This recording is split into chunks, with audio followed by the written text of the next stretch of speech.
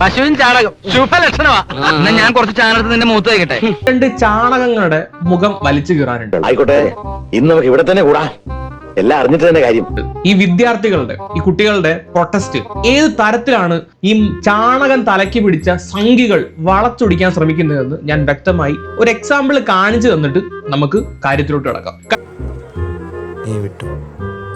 കഴിഞ്ഞ ദിവസം നമ്മുടെ KK ഫാമിലിയിലെ സന്തതിയായിട്ടുള്ള ദിയ കൃഷ്ണ ശുക്രിയ, എന്റെ നമ്പറായി എനിക്കുള്ളത് മേടിച്ചിട്ട് വരാം. Story share ചെയ്തേക്കാണ്. ഓക്കെ, ഇതിന് മുമ്പോ ഇതിന് ശേഷമോ ഈ പ്രൊട്ടസ്റ്റുമായിട്ട് ബന്ധപ്പെട്ട് ഈ കുട്ടികളെ സപ്പോർട്ട് ചെയ്യുന്ന തരത്തിലൊരു പോസ്റ്റ് ഇടുന്നത് ഞാൻ ഇതുവരെ കണ്ടിട്ടില്ല. ശവത്തേല് ബ്ലേഡ് വെച്ച് കീറില്ല എന്റെ നായരെ.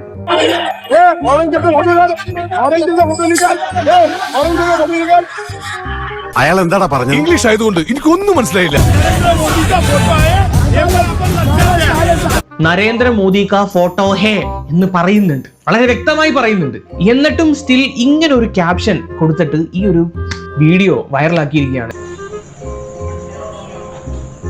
ഒരു ഫേക്ക് നറേറ്റീവ് ഉണ്ടാക്കി ഇവര് ഈ കുട്ടികൾ എന്താണോ പറയാൻ ശ്രമിക്കുന്നത് അതിനെ വഴിതിരിച്ചു വിടാൻ വേണ്ടി ശ്രമിക്കുകയാണ്. ഇതിനെയാണ് നമ്മുടെ നാട്ടിലെ ഒരു സോക്കാൾഡ് ഇൻഫ്ലുവൻസർ കം സെലിബ്രിറ്റി എടുത്തു വെച്ച് ഷെയർ ചെയ്തേക്കുന്നത്.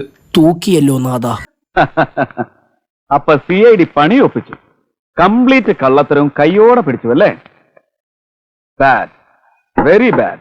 അത് ഷെയർ ചെയ്തതിന്റെ ഇന്റൻഷൻ ഞാൻ പറയാതെ തന്നെ ബാക്ക്ഗ്രൗണ്ട് ചെക്ക് ചെയ്താൽ മനസ്സിലാവും എന്താണ് അതിന്റെ ഇന്റൻഷൻ എന്താണെന്ന്. എന്താ താൻ ഒരു കാര്യം ചെയ്യും, 1 കിലോ നല്ല ചാണകം എടുത്ത് ഒരു സിന്ധി പശുവിന്റെ 1.25 ലിറ്റർ മൂത്രം അതിലൊഴിച്ച് 1 ടീസ്പൂൺ കൊണ്ട് നന്നായിട്ട് ഇങ്ങനെ ഇളക്കി ഇളക്കി ഇളക്കി. സ്വാഭാവികമായും അകത്തും പുറത്തും ചാണകം.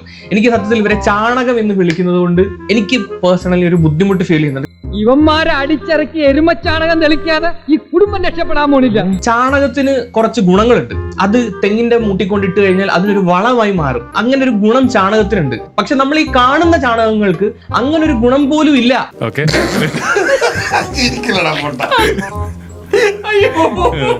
ഇത്രയും വലിയ പ്രതിഷേധം നടന്നിട്ട് ഇത്രയും കുട്ടികളോട് അടി കൊണ്ട് വീണിട്ട് ചോരെ കുളിച്ച് വീണിട്ട് ഈ ദിയ കൃഷ്ണ എന്ന് പറയുന്ന സ്ത്രീ ഇവർ ഒരു ഫോട്ടോ അല്ലെങ്കിൽ ഒരു സ്റ്റോറി ഇടുന്ന ഞാൻ കണ്ടിട്ടില്ല. സീരിയസ്ലി ഞാൻ കണ്ടില്ല. ഇങ്ങനൊന്നും ചെയ്യില്ല, 5-6 അബദ്ധമൊക്കെ എല്ലാവർക്കും പറ്റേ. ഇന്നലെ വേറെ ഒരു സ്റ്റോറി ഞാൻ അത് കണ്ടില്ല. ഇതാണ് അവർ കാണിക്കുന്നത്. ഇതാണ് അവർ കാണിക്കുന്നത്. ചേട്ടാ, അപമാനിച്ചേ ഞാൻ പോയിക്കോട്ടെ. അപമാനത്തിന് തന്നെ അപമാനമാണ് നീ.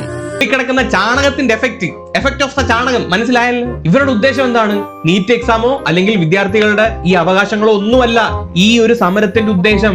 അവരുടെ ഉദ്ദേശം മറ്റൊരു അജണ്ടയാണ്. അതിലോട്ട് വഴിതിരിച്ചു വിടുക, ഇതാണ് ഉദ്ദേശം. അതിന്റെ ഭാഗമായിട്ടാണ് ഈ ഒരു പർട്ടിക്കുലർ റീല് ഇത്രയും വൈറലാകുന്നത്, ഷെയർ ചെയ്യപ്പെടുന്നത്. ഇതൊരു ടെക്നിക്കാണ്, ഇതൊരു പൊളിറ്റിക്കൽ ടെക്നിക്കാണ്.